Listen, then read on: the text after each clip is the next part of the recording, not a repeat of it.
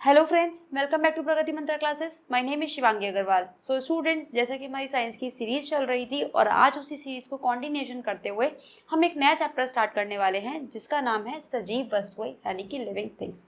लेकिन अब सजीव वस्तुओं को समझने से पहले हमें कुछ और चीज़ों को समझना होगा। हमें सबसे पहले अपने आसपास की सारी चीज़ों के बारे में पता होना चाहिए। तो सबसे पहले हम क्या करेंगे कि जो हमारे आसपास की चीज़ें हमें देखने को मिलती हैं उसमें हमें ये पता करना पड़ेगा कि कौन कौन सी चीज़ें हमारे पास जो है वो प्राकृतिक है और कौन कौन सी चीज़ें हमारे पास क्या है, मानव निर्मित है। जैसे कि फॉर एग्जाम्पल आपके आसपास आपको क्या दिखाई दे रहा है, जैसे कि आपका घर, ठीक है, तो वो क्या है, मानव निर्मित, मानव निर्मित। ठीक इसी तरीके से अगर मैं बात करती हूँ पेड़ पौधे, ठीक है, जंगल, या अगर आप अपने घर के बाहर जाओगे तो आपको क्या देखने को मिलेगा, आकाश, स्काई, ठीक है। तो ये क्या हो गया, ये हो गया हमारे पास प्राकृतिक, प्राकृतिक, ठीक है। जंगल प्राकृतिक, जंगल हमने लगाए थोड़ी थे, जंगल तो खुद ही पृथ्वी पर थे, ठीक है। तो कुछ चीज़ें ऐसी हमारे पास जो कि ऑलरेडी जब हम इस पृथ्वी पर आए ऑलरेडी हमें नेचर ने दी, वो सब क्या है, प्राकृतिक, यानी कि जिन्हें मनुष्य ने नहीं बनाया। लेकिन जो चीज़ें हमारे द्वारा, मानव द्वारा निर्मित की गई उन्हें हमने बोला मानव निर्मित, जैसे हम इंग्लिश में बोलते हैं मैन मेड, और प्राकृतिक को इंग्लिश में बोला जाता है नेचुरल, नेचुरल। ठीक, सबसे पहले तो मैं ये दो चीज़ें समझती होंगी। इसके बाद अब हम बात करते हैं कि इन प्राकृतिक चीज़ों में से और इन मैन मेड चीज़ों में से भी कुछ चीज़ें हमारे पास ऐसी हैं जो कि सजीव होती हैं, यानी कि जिनमें लाइफ होती है, और कुछ चीज़ें हमारे पास ऐसी हैं कि जिनमें लाइफ नहीं होती। फॉर एग्जाम्पल अगर मैं प्राकृतिकों की बात करती हूँ तो जितने भी मेरे प्लांट्स हमें धरती पर मिले, ठीक है, वो सब कैसे थे, नेचुरल थे, और कैसे हैं, लाइफ के साथ है, यानी कि उनमें लाइफ भी है। इसी तरीके से अगर मैं मैन मेड की बात करती हूँ, ठीक है, तो मैन मेड में जैसे कि आपको क्या क्या देखने को मिलता है, जैसे कि ब्रिजेस हो गए, आपके स्कूल की बिल्डिंग हो गई, रोड्स हो गई, ये सब क्या है, ये सब है निर्जीव वस्तुएं, नॉन लिविंग थिंग्स, यानी कि जिनमें जान नहीं होती, जो बेजान चीज़ें होती हैं वो क्या कहलाती हैं, हमारी निर्जीव वस्तुएं। लेकिन अगर अब हमें साइंटिफिक टर्म्स में इन दोनों के बीच में डिफ्रेंशिएट करना हो कि सजीव क्या है, निर्जीव क्या है, तो हम कैसे करेंगे, तो क्या क्या पॉइंट्स हो सकते हैं। फिर हम सजीव में भी इसको कैटेगराइज कर सकते हैं कि सजीव भी हमारे पास कितने प्रकार के होते हैं, मेनली दो प्रकार के। जैसे कि आपके आसपास अगर आपको सजीव वस्तुएं देखने को मिलेंगी तो वो कौन कौन सी होंगी, सबसे पहले तो हमारे पास पेड़ पौधे यानी कि प्लांट्स, और दूसरा क्या है, एनिमल्स, एनिमल्स। और जो ह्यूमन बींग्स है वो भी किसका पार्ट है, एनिमल्स। हम एक लाइन बोलते हैं ना कि मानव क्या है, एक सामाजिक पशु है, तो हम भी क्या है, एक तरीके के एनिमल्स। तो मेनली अगर हम लिविंग थिंग्स की बात करते हैं तो लिविंग थिंग्स में दो चीज़ें आती हैं हमारी, प्लांट्स एंड एनिमल्स। अब इनमें भी कुछ डिफरेंस होते हैं, ऐसा तो नहीं है ना कि प्लांट्स और एनिमल्स अगर सजीव हैं तो उनमें सारी चीज़ें सेम होती हैं, नहीं। तो इस चैप्टर में सबसे पहले हम लोगों को यही कवर करना है कि जो सजीव वस्तुएं हैं, प्लांट्स एंड एनिमल्स, इनमें क्या डिफरेंस होते हैं। मेनली हम किन चीज़ों के आधार पे कह सकते हैं कि ये प्लांट्स है और एक एनिमल है, और इसी के साथ ही साथ एक टेबल बनाएंगे और उसी में हम अपने नॉन लिविंग को भी देखते हुए चलेंगे कि आखिर ऐसा क्या खास डिफरेंस होता है हमारे लिविंग में, नॉन लिविंग में। लिविंग में भी हम देखेंगे कि प्लांट्स में और एनिमल में खास तौर से क्या डिफरेंस होता है।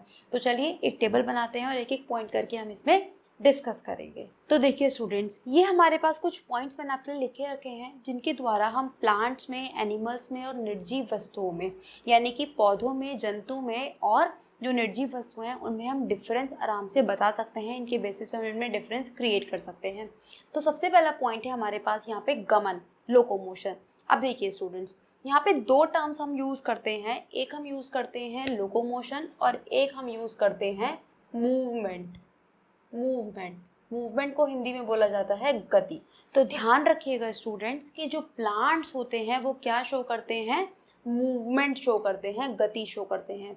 अब मूवमेंट का मतलब क्या होता है, मूवमेंट का मतलब होता है कि कोई चीज़ में वो चीज़ वहीं पर स्थिर है और उसमें कोई हम बॉडी पार्ट से मूवमेंट दिखते हैं। जैसे कि मैं यहाँ पे खड़ी हूँ और मैं अपने हाथों को हिला रही हूँ, जैसे कि मैंने यहाँ पे खड़े होकर बोर्ड पे कुछ लिखा, तो मेरी जगह जो है, मेरी पोजीशन जो है वो स्टेबल है, बस मैंने अपने बॉडी के किसी पार्ट को हिला दिया, ठीक है। तो वो क्या होता है, वो होता है हमारे पौधों के अंदर। आपने देखा होगा कि जब हवा चलती है, ठीक है, या फिर मान लो जैसे सनफ्लावर है, सबसे अच्छा एग्जाम्पल इसका सनफ्लावर ले लेते हैं कि जब सनफ्लावर होता है वो एक जगह पे खड़ा रहता है, लेकिन जैसे जैसे सन की फेसिंग चेंज होती है वैसे वैसे जो सनफ्लावर का फ्लावर होता है, ठीक है, वो भी उसकी तरफ चेंज होता जाता है। तो वो क्या शो करता है, वो शो करता है movement. It shows movement towards the sun, ठीक है। वैसे ही ध्यान रखिएगा जो प्लांट्स होते हैं वो क्या शो करते हैं, हमेशा गति शो करते हैं, मूवमेंट शो करते हैं। लेकिन जो एनिमल्स होते हैं, जो जंतु होते हैं, वो क्या शो करते हैं, गमन। गमन यानी कि लोकोमोशन शो करते हैं। लोकोमोशन का मतलब होता है स्टूडेंट कि एक जगह से दूसरी जगह पर जाना, यानी कि जैसे मैं वीडियो में आपको पढ़ाते हुए अपनी इस जगह से उस जगह पर चली जाती हूँ, इस साइड पर चली जाती हूँ, तो ये मैं क्या कर रही हूँ, लोकोमोशन कर रही हूँ, क्योंकि मैं अपनी यहाँ पे जगह को चेंज कर रही हूँ। तो ध्यान रखिए कि जो प्लांट्स हैं वो मूवमेंट करते हैं, जो जंतु है वो गमन करते हैं। और निर्जीव वस्तु इसलिए निर्जीव है क्योंकि ना तो वो लोकोमोशन ही करेंगी और ना ही वो किसी प्रकार का कोई मूवमेंट शो करती हैं, अनटिल अनलेस जब तक उन पे कोई बाह्य फोर्स, ठीक है, बाह्य बल पे ना लगाया जाए। कभी आपने देखा है कि आप अपना घर लॉक करके गए थे, आप चेयर रख के गए थे अपने घर के सेंटर में या सोफ़ा रख के गए थे और वो सोफ़ा आपको आपके बेडरूम में मिला, ऐसा तो कभी नहीं हुआ होगा ना। तो यही सेम चीज़ है यहाँ पे भी कि जो निर्जीव वस्तुएं हैं वो कभी भी ना तो लोकोमोशन शो करेंगी और ना ही कोई मूवमेंट शो करेंगी जब तक उनसे कोई बाहरी प्रभाव उन पे नहीं पड़ता। नेक्स्ट है हमारे पास शारीरिक संगठन यानी कि बॉडी ऑर्गेनाइजेशन। अब देखिए स्टूडेंट्स, जो बॉडी ऑर्गेनाइजेशन सबसे ज़्यादा कॉम्प्लेक्स, सबसे ज़्यादा जटिल हमें देखने को मिलता है, वो हमें मिलता है एनिमल्स में देखने के लिए। यानी कि जो जटिल संगठन है, सबसे जटिल संगठन, वो किस में देखने को मिलेगा, हमें एनिमल्स में। वहीं उससे सरल संगठन हमें मिलता है प्लांट्स में देखने के लिए। लेकिन एक खास बात निर्जीव वस्तुओं के लिए, यहाँ पर कोई संगठन नहीं होता, कोई भी बॉडी संगठन नहीं होता। जैसे कि अगर चेयर्स हैं तो चेयर कितनी तरीके के आपको मिल जाएंगे। वहीं अगर मैं बात कर लेती हूँ किसकी, मान लो मैं एनिमल्स की बात करती हूँ, ठीक है, या मैं कैट की स्पेशली, या डॉग की, या फिर ह्यूमन बींग्स की बात करती हूँ, तो हम सबका जो बॉडी स्ट्रक्चर है वो आपको सेम ही देखने को मिलेगा। ऐसा तो नहीं है ना कि भाई किसी के 2 हाथ भगवान ने दे दिए, किसी का 1 हाथ भगवान ने दे दिया, किसी के 4 हाथ दे दिए, नहीं, हम सबके 2 हाथ 2 पैर, ठीक है, until unless exceptions are always there. तो यही यहाँ पे बताया गया है कि जो बॉडी ऑर्गेनाइजेशन है यहाँ पे सबसे ज़्यादा जो कॉम्प्लेक्स मिलती है वो हमें एनिमल्स में देखने को मिलेगी, फिर हमें उससे कम कॉम्प्लेक्स देखने को मिलती है प्लांट्स में। और यहाँ पे हमारे पास कोई ऐसा बॉडी ऑर्गेनाइजेशन नहीं होती, बल्कि यहाँ पर हम खुद ही किसी निर्जीव वस्तु को उसकी बॉडी ऑर्गेनाइजेशन देते हैं। इसके बाद थर्ड पॉइंट हम डिस्कस करेंगे ग्रोथ, वृद्धि। अब देखिए स्टूडेंट्स, प्लांट्स में क्या होता है कि जो ग्रोथ होती है वो लाइफ टाइम यानी कि जीवन पर्यंत चलती रहती है, लाइफ लॉन्ग, ठीक है। कोई पेड़ है वो बढ़ता रहेगा, ठीक है। लेकिन जंतुओं में ऐसा, एनिमल्स में ऐसा देखने को नहीं मिलता। जंतुओं में क्या होता है कि एक टाइम के बाद जो हमारी ग्रोथ होती है वो रुक जाती है। जैसे कि आपने देखा होगा हमारी जो हाइट का बढ़ना है वो एक टाइम के बाद रुक जाता है, ठीक है। तो यही सेम चीज़ हम बताना चाहता है कि जो हमारी ग्रोथ है एक टाइम के बाद रुक जाती है। लेकिन एक केस है यहाँ पे कि बॉडी के हमारे कुछ ऐसे पार्ट्स होते हैं जो कि कॉन्टिन्यूसली लाइफ टाइम तक ग्रो करते रहते हैं। जैसे कि मैं कह सकती हूँ हमारे नेल्स या फिर हमारे हेयर्स, ठीक है, ये एक ऐसी चीज़ है जो कि लाइफ टाइम ग्रो करती रहेगी। लेकिन निर्जीव वस्तुओं में हमें इस प्रकार का कोई भी कैरेक्टरिस्टिक देखने को नहीं मिलता, यानी कि कोई भी वृद्धि वो अपने आप से शो नहीं करते। इसके बाद अब हम बढ़ते हैं न्यूट्रिशन की तरफ, पोषण की तरफ। तो न्यूट्रिशन क्या होता है, क्यों चाहिए होता है हमें न्यूट्रिशन? हमें चाहिए होता है ताकि जो हमारे डेली के इतने सारे काम होते हैं हम उनको कर सकें। जैसे कि फॉर एग्जांपल हमें पढ़ाई करनी है, हमें ऑफिस जाना है, स्कूल जाना है, बच्चों को पढ़ाना है, ठीक है, अपने पर्सनल काम करने होते हैं, फ़ोन चलाना है। ये छोटे छोटे कामों के लिए हमें क्या चाहिए होती है, एनर्जी चाहिए होती है। और वो एनर्जी हमें कहाँ से मिलती है, वो मिलती है हमें न्यूट्रिशन यानी कि पोषण के थ्रू। तो जो प्लांट्स होते हैं, ठीक है, उसमें आपको न्यूट्रिशन कैसा देखने को मिलेगा, ठीक है। ये अपना न्यूट्रिशन कैसे लेते हैं, ये लेते हैं अपना खाना खुद बनाकर, यानी कि क्या होते हैं, ऑटोट्रॉप्स होते हैं, यानी कि अपना खाना खुद बनाते हैं, इसलिए हम इन्हें क्या बोलते हैं, सुआपोषी। लेकिन जो जंतु हैं स्टूडेंट्स, ठीक है, जैसे कि हम लोग क्या है, हेट्रोट्रॉप्स। क्यों है हेट्रोट्रॉप्स, जिसका मतलब होता है परपोषी, क्योंकि हम अपने खाने के लिए दूसरे लोगों पर डिपेंडेंट है। चाहे हम एनिमल्स पे डिपेंडेंट हैं, जो लोग कॉर्निवोरस हैं, जो लोग मांसाहारी हैं वो एनिमल्स पर डिपेंडेंट है, और जो लोग वेजिटेरियन हैं, ठीक है, जो शाकाहारी हैं, वो किसी तरीके से प्लांट्स पर डिपेंडेंट है, ठीक है। तो इसीलिए हमें क्या कहा जाता है, परपोषी, क्योंकि अपने खाने के लिए दूसरों पर डिपेंड है।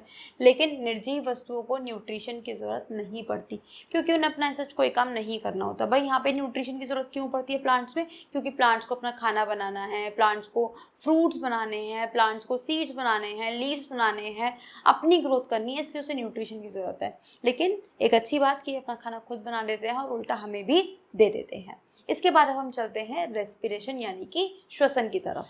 तो देखिए स्टूडेंट्स, अब क्या होता है कि जो श्वसन होता है, जो हमारी रेस्पिरेशन होता है, वो केवल किस में चलता है, सेल्स में चलता है, यानी कि कोशिका में चलता है। अब जैसे कि हम जानते हैं कि जितनी भी हमारी लिविंग चीज़ें हैं वही केवल हमारी कोशिकाओं से मिलकर बनी होती हैं।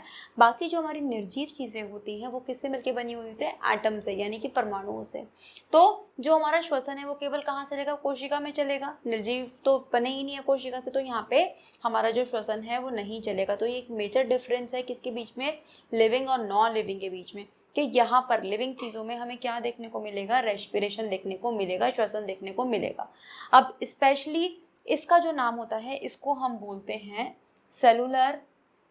सेलुलर रेस्पिरेशन, यानी कि कोशिका श्वसन, ठीक। इसके बाद हम बात करते हैं एक्सक्रीशन यानी कि उत्सर्जन की। अब एक्सक्रीशन का मतलब क्या होता है कि जब हमने खाना खाया, ठीक है, जब हमने न्यूट्रिशन लिया, उसके बाद क्या होता है कि हमारी बॉडी क्या करती है, उसको डाइजेस्ट करती है। और डाइजेस्ट करने के बाद कुछ चीज़ें ऐसी होती हैं जो हमारे लिए हेल्पफुल होती हैं, तो वो तो हमारी बॉडी के अंदर एब्जॉर्ब हो जाती हैं। लेकिन वहीं कुछ चीज़ें ऐसी होती हैं कि जिनको, जो हमारी बॉडी के लिए वेस्ट प्रोडक्ट होता है, जिनको हमारी बॉडी से बाहर निकालना बहुत ज़रूरी होता है, इसी प्रोसेस को हम बोलते हैं एक्सक्रीशन, ठीक है। अब एक बात बताओ कि यहाँ पे तो जो हमारे नॉन लिविंग चीज़ है वो तो न्यूट्रिशन ही नहीं ले रहे। जब न्यूट्रिशन ही नहीं ले रहे तो वो एक्सक्रीशन भी नहीं करेंगे, ठीक है। तो अब बात आती है प्लांट्स की और एनिमल्स की। तो ध्यान रखिएगा, प्लांट्स और एनिमल्स दोनों ही एक्सक्रीशन करते हैं, दोनों ही वेस्ट प्रोडक्ट बाहर निकालते हैं। अब बात आती है एनिमल्स का, तो हमें समझ में आता है, लेकिन प्लांट्स कैसे करते हैं।